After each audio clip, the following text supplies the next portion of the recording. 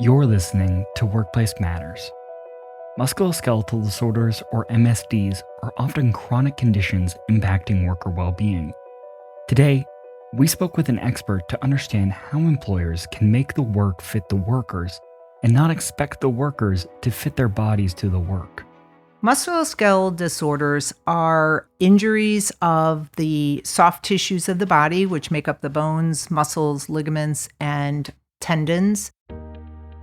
Anne-Marie Dale is a retired professor in medicine and occupational therapy at Washington University in St. Louis, Missouri.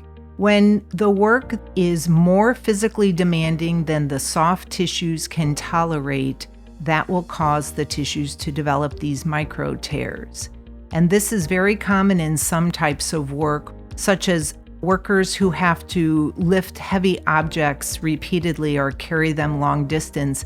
That would be a cause for the MSDs to develop. The incidents that cause these tears are common in many industries, from manufacturing to service work.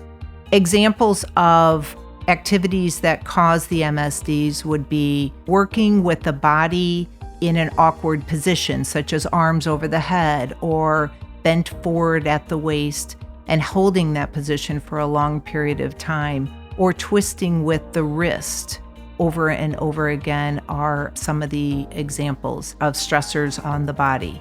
Another one would be vibration, an individual holding a vibratory tool, sitting on an object that vibrates, such as a vehicle or a machine. Anne-Marie's expertise comes from both her work in occupational therapy, where she repeatedly saw workers with these injuries, but also from years of research, particularly involving carpal tunnel syndrome. Carpal tunnel syndrome is a compression of the median nerve as it passes through a portion of the wrist called the carpal tunnel. And this compression occurs because of inflammation and swelling where the nerve passes through the carpal tunnel.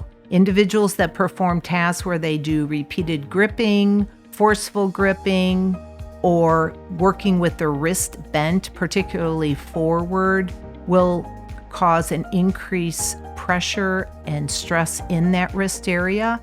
Anne-Marie was studying whether a medical screening following a job offer was actually a useful tool for identifying individuals that were at risk for developing carpal tunnel syndrome. We found a lot of individuals who actually developed carpal tunnel syndrome that tested normal at baseline. So the conclusion of our study was that post-offer job screening for carpal tunnel syndrome should not be used as a means to screen, and a better method would be to reduce the risky activities that are in the job in order to reduce the risk of all workers potentially developing carpal tunnel syndrome. Anne-Marie's research showed that the nature of the work itself was the major determining factor if an MSD is to appear. Another factor is psychological health. Whether it is from the workplace or at home, a worker whose mental health is stressed or has declined will experience more physical deterioration. When an individual experiences both mental and physical stress, we know that their body and their tissues will break down faster. And so there is definitely a connection between the mind and body in terms of damage that can occur to the tissues. And similarly, there is a connection between the mind and body in terms of healing and repair.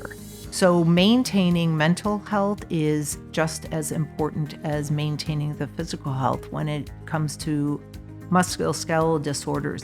And in our research, we actually have shown the contribution that psychological stress has added to the development of these injuries.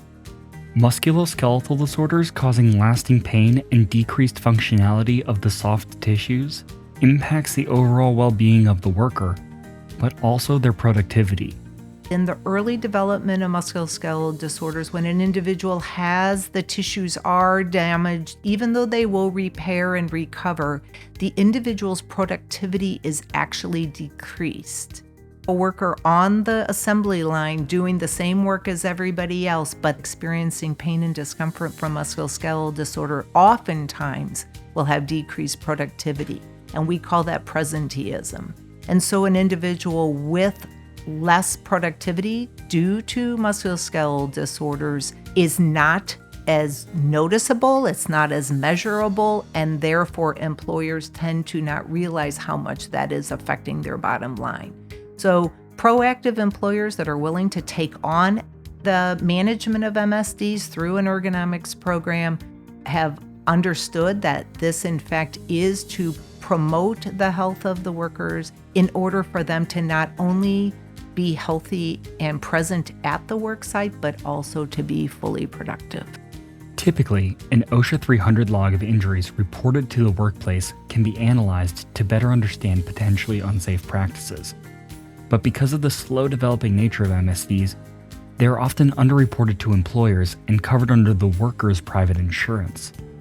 In order to protect the workers, the workplace needs to evaluate how the work is done through ergonomic assessments. So you would look at each one of those activities to see if there was a different way to do those activities. These could again include things such as avoid working in a bent posture. Instead of working on the floor, raising the work up so that the worker is not bent forward as much. They're in a more neutral position. If the work is overhead, lower the work. If it involves heavy lifting, is there a way to use a tool or a device to lift or transport the object? If it's a common task, it's very critical to try to change the nature of the work so the work is not causing problems.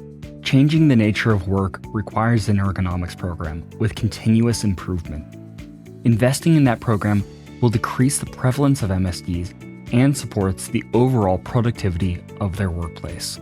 There are many workers who, in fact, will not be able to keep up and will leave on their own volition. And those companies have high turnover. You see that in a lot of manufacturing companies because their bodies don't tolerate the nature of the work. This isn't a matter of if they can't do the job, we fire them, because you're going to have the same problem with the next crop of people that come in. In the end, that will cost you much more money and time than if you attend to what is it about the work that the general workforce cannot tolerate and make the work fit the worker, not making the worker fit the work. Workplace Matters is supported by the National Institute for Occupational Safety and Health. To listen to more podcasts, view our ongoing video series, or for more information about us, visit healthierworkforcecenter.org. Thank you.